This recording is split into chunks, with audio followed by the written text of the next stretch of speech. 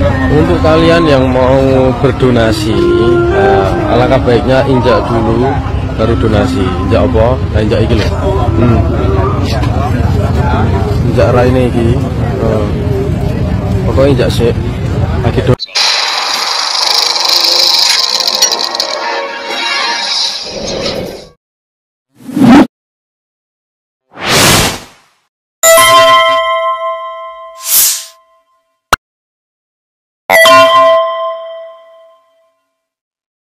Assalamualaikum warahmatullahi wabarakatuh. Pemirsa, injak dulu wajah Husein Pati, Husein Hafid namanya sebetulnya itu, yang tempo hari itu mempelopori demo besar-besaran di Pati dan dianggap sebagai pahlawan oleh orang-orang Pati karena keberaniannya menghadapi Bupati Sudewo. Ya, ketemunya adalah Ternak Mulyono Jokowi, dan setelah itu ya dia happy sama Sudewo, kabarnya mendapatkan 125 juta. Nah, kata-kata injak dulu wajah Husein Pati dalam video yang ada ini tampaknya adalah menunjukkan kemarahan orang-orang yang demonya itu serius, ya, bukan orang licik seperti Gundul dan juga si Husein itu, ya, minta kepada rakyat Pati yang masih setia untuk demo itu nginjak mukanya Husein, meludahi mukanya Husein. Itu ada 2 kaos apa-apa itu yang ada mukanya Husein itu sampai robek-robek karena mungkin orang jengkelnya bukan main, pemirsa, ya kan? Sudah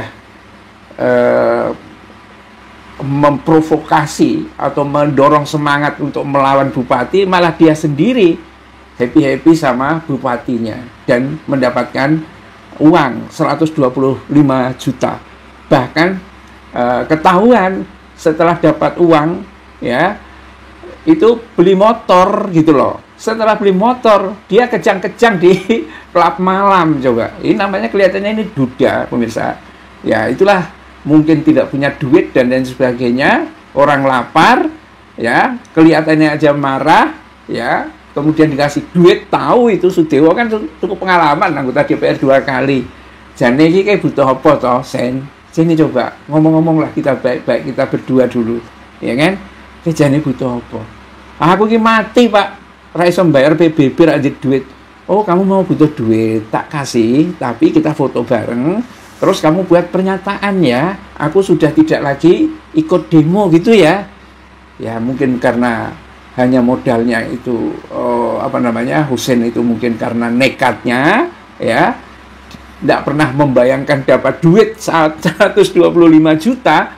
Begitu dikasih duit seperti itu, langsung tanpa basa-basi datang ke tempat dealer, kayaknya dealer bekas, pemirsa, untuk beli motor. Nggak tahu apa dia itu punya motor sebelumnya apa enggak, kan biasanya kan nunggu-nunggu lah setelah tanggal 25 dan lain sebagainya. Dan inilah mental sebetulnya semua orang yang mendekati ke Jokowi itu, kalau miskin sebetulnya juga rakus, kaya rakus, lebih rakus. Kalau nggak rakus, nggak ada yang mau dekat kepada Jokowi. Coba itu, kalau termul-termul itu tidak dikasih sembako, tidak dikasih amplop, walaupun ngakunya nggak dibayar apa gitu kan, tapi kan siapa yang percaya? Terus daya tariknya Jokowi di mana? Dikenal sebagai koruptor terbesar di dunia, nomor 2 apa nomor 3 begitu. Ya, sudah membuat sengsara bangsa Indonesia. Sebodoh-bodohnya orang, kalau dia punya otak itu ngerti kok sekarang ekonomi itu menjerat, PBB naiknya nggak ketulungan dan lain sebagainya. Gampang. Kenapa? Karena tata kelola dari pemerintahan yang buruk, gitu kan?